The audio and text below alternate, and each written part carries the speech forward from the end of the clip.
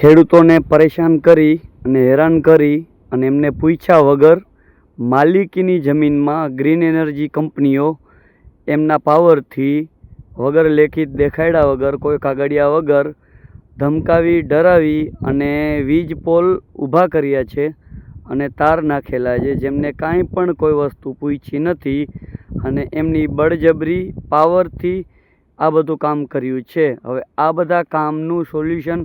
મોટા મોટા ખેડૂત અધ્યક્ષ નેતાઓ અને મોટા મોટા ખેડૂતના નેતાઓ આ વસ્તુનું ડિસિઝન લે અને આ વસ્તુ રોકાવામાં બંધ કરે, આના માટે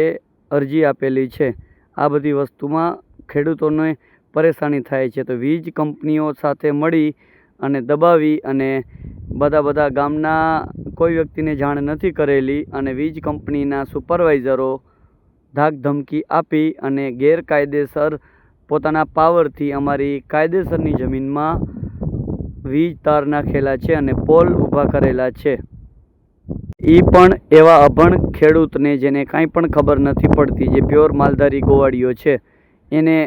કીધા વગર ડરાવી ધમકાવી અને ખુદના પાવરથી બળજબરીથી જપ્ત કરી જમીન ઉપર કબજા કરવાની ટ્રાય કરેલ છે અને વીજ પોલ ઊભા કરી અને તાર નાખેલા છે. કંપનીનું નામ છે Shivman green energy, opera green energy,